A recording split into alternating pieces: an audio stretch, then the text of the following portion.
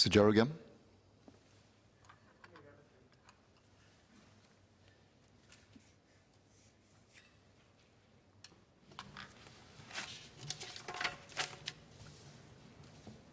Mr. Speaker, members have filed a number of questions on employment support for different groups of job seekers.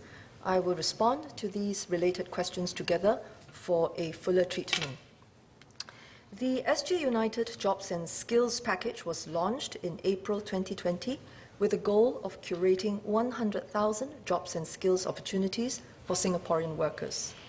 From April to October, the National Jobs Council, or NJC, working in partnership with employers and unions, placed nearly 60,000 job seekers into various opportunities.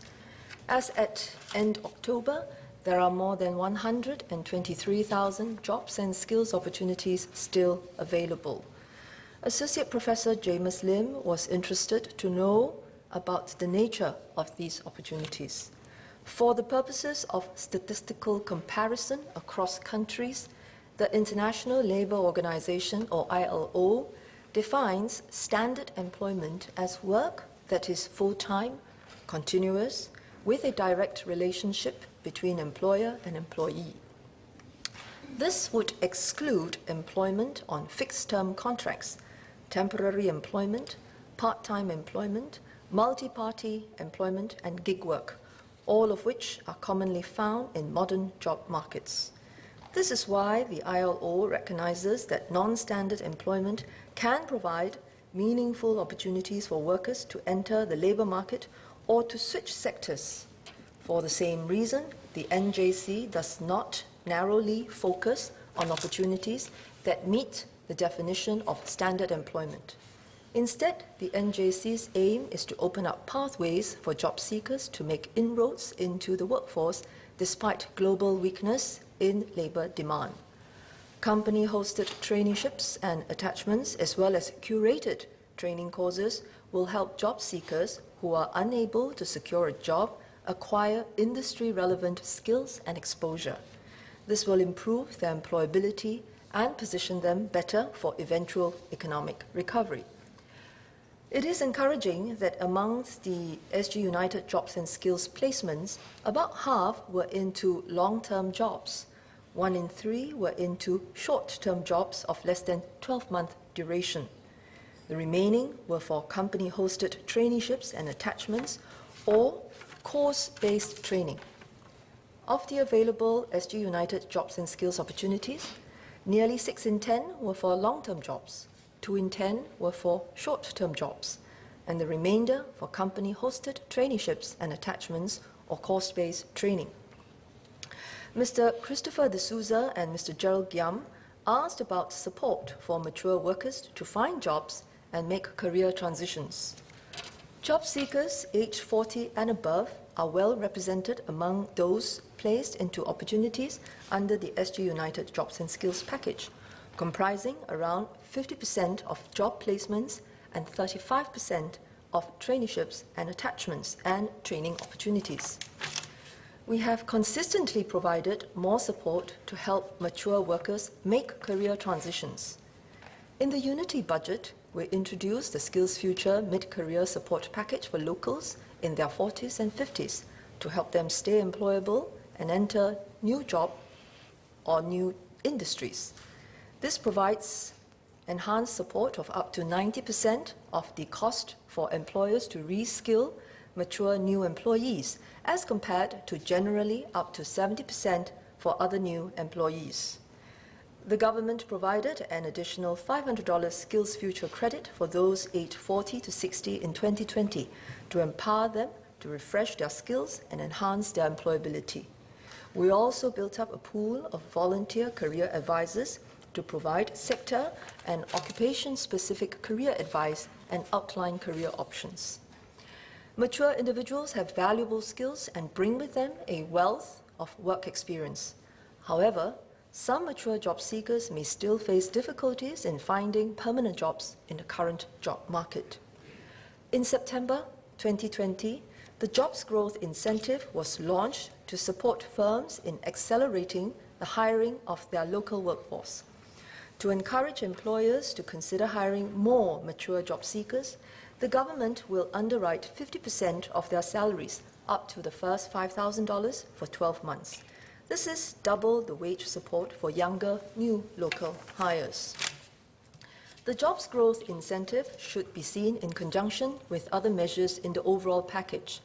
For example, an employer that meets the eligibility criteria for the jobs growth incentive and hires a mature local worker via a professional conversion program will not only receive the 50% JGI, but also additional salary support and course fee subsidies, as well as further salary support under the Jobs Support Scheme if they are eligible. This approach has the advantage of tilting more support towards job seekers that are harder to be matched to available openings. Having said that, the JGI scheme is still very new, having started only in September 2020. We are constantly monitoring the situation and will continue to make adjustments as and when necessary. For example, in October last year, we extended the higher tier of JGI support to persons with disabilities as well as ex-offenders. This was in response to points raised by Mayor Denise Phua and Mr. Murali Pillay. Mr. D'Souza asked about the job support scheme for the aviation and tourism-related industries. The government has put in substantial effort and committed close to $100 billion in support measures to help companies and workers deal with the impact of the COVID-19 pandemic. Our economic measures are estimated to have offset some of the rise in resident unemployment rate by about 1.7 percentage points this year. The Ministry of Finance extended the Jobs Support Scheme to cover wages up to March 2021 for sectors that continue to be impacted by COVID-19, such as the aviation and tourism sectors, and are reviewing if a further extension is needed. MOT and MTI have also provided targeted support to prepare our businesses and workers to emerge stronger. For the aviation sector, MOT introduced the Enhanced Aviation Support Package to preserve core capabilities and to support our local carriers to regain air connectivity to the world. For the tourism sector, MTI worked with industry stakeholders to pilot MICE events and formulate an event industry resilience roadmap to provide guidance on safe and gradual resumption of business events. STB also launched a domestic tourism campaign and the Singapore Rediscovers vouchers to drive local tourism and stimulate sectoral activity. While the aviation and tourism sectors have been adversely affected by the COVID-19 pandemic, its medium to long-term prospects remain positive. However, unlike in a cyclical downturn, some jobs may not return in their previous forms. Therefore, in addition to the job support scheme, we are supporting employers to make use of the downtime to redesign jobs and reskill their employees to take on new job roles. For example, Workforce Singapore has rolled out the Job Redesign Reskilling Program and the Digital Marketing Reskilling Program to retrain and redeploy workers in hotel and tourism companies. For affected workers who are looking to switch to new careers, we will help them to access jobs and skills opportunity. WSG has set up the SG United's Jobs and Skills Centres in all HDB towns and deployed Careers Connect on the go to bring career matching and coaching services closer to job seekers. This is in addition to physical touchpoints such as WSG Careers Connect, NTUC's E2I's Career Centres and WSG's appointed career matching providers, Ingis and Maximus. Job seekers can also use WSG's mycareersfuture.gov.sg to search for job opportunities that suit their skills and competencies. The Jobs Growth Incentive will enable firms that continue to do well in the current climate to bring forward their hiring plans. The government will press on with our efforts to provide employment facilitation support to different groups of job seekers in different industries to help them emerge stronger for eventual economic recovery. Sejaro again.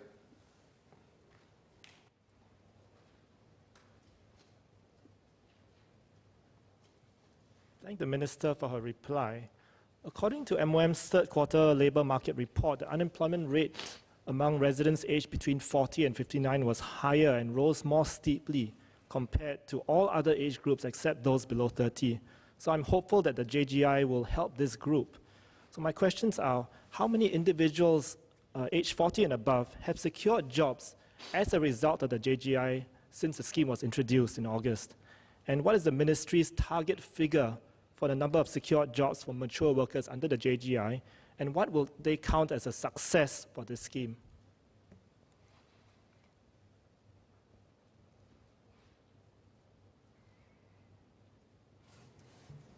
Mr. Speaker, the member has asked for an update of the JGI, which I'm also keen to provide to members as soon as the data is available. Let me explain why it takes a bit of time for us to understand, how well the JGI has been taken up by companies. The objective of the JGI is to encourage firms to bring forward their hiring and to expand the locals in their workforce. And in order to reduce the administrative burden to these companies, we will look at their CPF data and compute the incentive that they are eligible for so that we can automatically disperse it to them. Now, for every person that is eligible for JGI support, the administrator will have to look at the CPF submissions of the employer in order to compute the incentive that is being paid out to the company. And for every employer that has a local employee for which he has CPF employer obligations, the employer is actually given 2 months in order to make the CPF payments.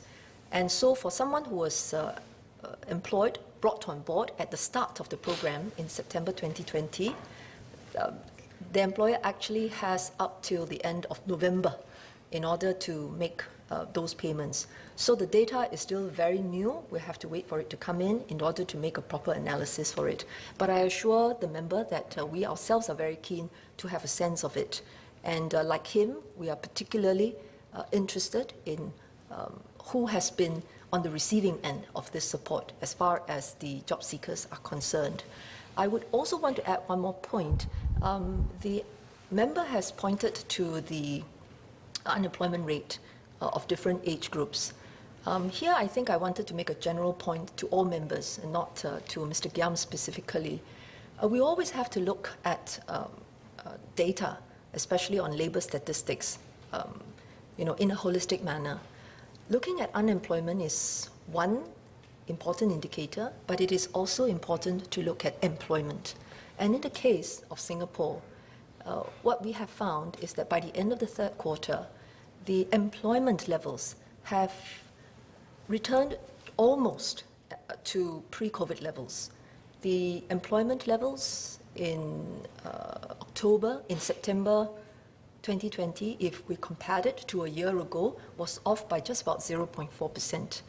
Now, that does not mean that we are not concerned about the unemployment numbers and, of course, of the groups that still face more serious issues when it comes to unemployment. But if we look at it in totality, it does paint a different picture. It does tell us that, notwithstanding the difficulties, the job seekers are still invested in the search. They have not exited from the workforce. And if they had exited from the workforce, we would have a very different problem. Because over the medium to longer term, we still have to address the challenges of a contracting workforce. And we also do want to be able to enable people, to stay in the workforce, especially those that are older. Mr. Giam had asked about what would constitute a good target. I would say that at this point in time, we would have to look at the entire pool of job seekers in totality. Every single one of them is important. Every single one of them that we can get back into a workforce is a family that is more able to make progress. So whilst being concerned about specific segments of job seekers, I would say that everyone benefiting from the JGI is still a good thing for us. The government has set aside a budget of $1 billion for the JGI, and we will look at the take-up rate and make adjustments if it is necessary to do so, as we have done for all schemes in the past. Mr. Jerogam.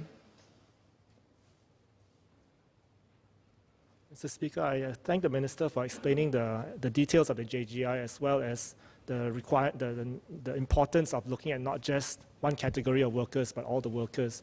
Having said that, I really want to understand whether the JGI has a target that it wants to achieve. And this is related to my PQ, which I asked about whether the 75% threshold would be considered. Because if there's no target that's set, how would the ministry know whether or not it's achieved what it needs to achieve? And how would it know whether it needs to make adjustments, for example, increasing the salary threshold?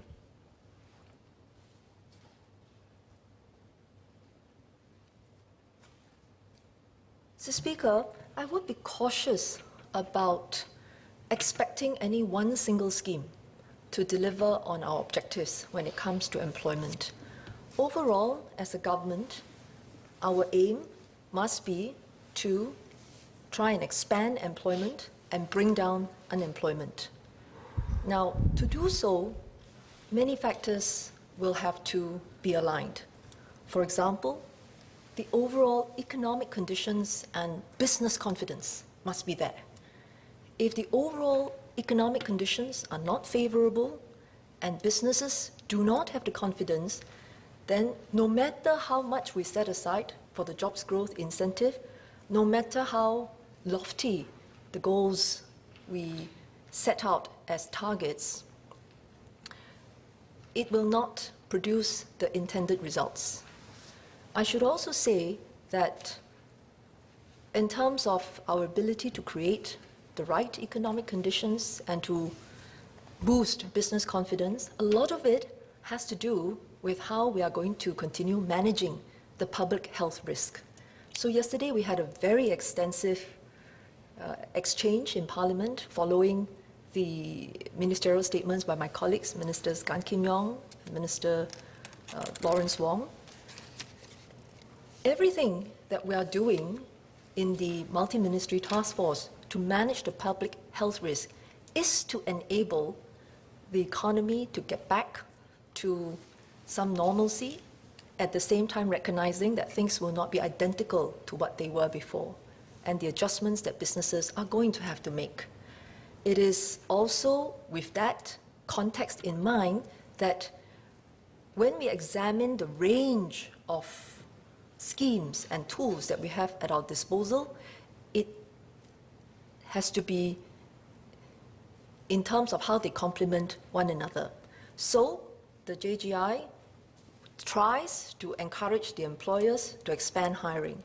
But we know that for the positions that require higher skills, demands from the job seekers, we know that JGI alone will not do the trick, because you can put the incentive in front of the employer, but from the employer's perspective, there's no point in whether it is bearing 25% or 50% or 75% of the wage cost if this person that is brought on board isn't able to perform as part of the team and deliver and to help the business advance, which is why the JGI has to work in concert with other schemes. So it's not a good idea for us to overly depend on any single scheme. It is a more holistic approach that we have to employ in order to ensure that we are able to boost employment and bring down unemployment. But the commitment is certainly there, and we are putting all the efforts in that can be conceived of, and if there are other interventions that are needed, we will certainly also consider the need and the timeliness to do so. James Lim.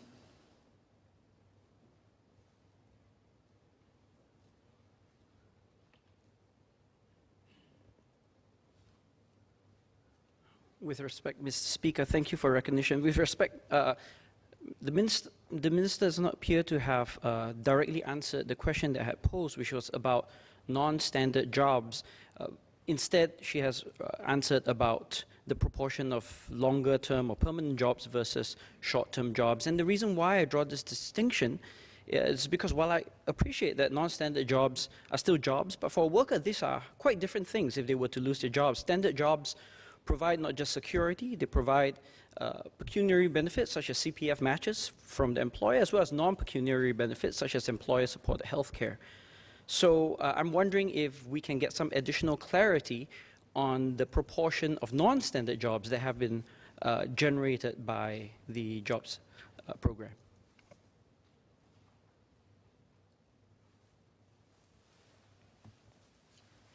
Mr. Speaker, there's no question about it. We certainly would like the job seekers to be able to get into a more permanent position. We would like them to have acquired new skills, and we would like them to be able to get onto a better career path. But in the current context, I think we have to be quite realistic. At this point in time, what we have to worry about is skills atrophy. If people, for some reason, are not able to get into a meaningful position, whether it is company-hosted traineeships or attachments, or whether it is training programs that are course-based, I think the risk to them is not so much that they do not have standard employment now. The risk to them is that they will never have standard employment in future. So whilst I appreciate the member wanting to seek a number, for me to respond to, I really question the value of this number. It is not how the NJC looks at it. The NJC looks at all these opportunities as being valuable, otherwise we wouldn't be pursuing them at all. So I hope that the member can understand that.